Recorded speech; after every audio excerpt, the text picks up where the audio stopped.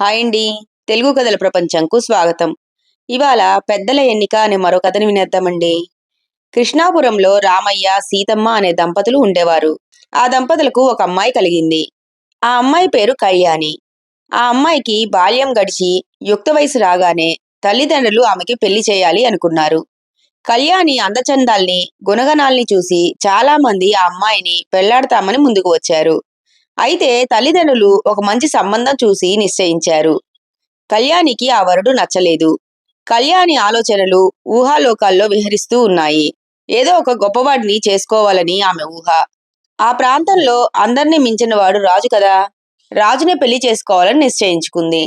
ఎవరైనా అడిగితే నేను రాజునే పెళ్లాడి రాణినవుతాను అంటూ ఉండేది.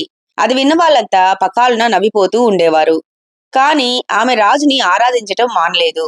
ఒకరోజు దేశాన్నేలే రాజు ఆ ప్రాంతానికి వచ్చాడు. ఆ రాజు కోసం కళ్యాణి ఎదురుచూస్తూ నిల్చుంది.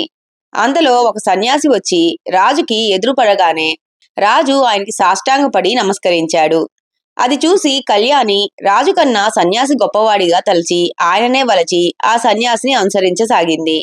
అలా వెళ్తున్న సన్యాసి దారి పక్కగా ఉన్న శివలింగాన్ని ఫల పుష్పాలతో పూజించాడు.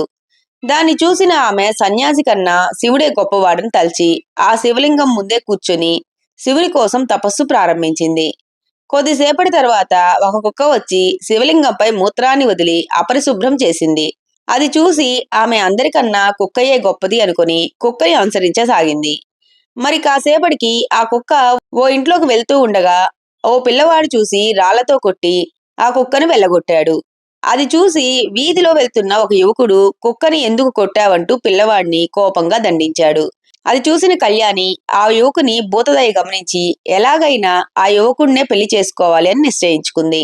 ఆ యువకుడు ఎవరనుకున్నారు?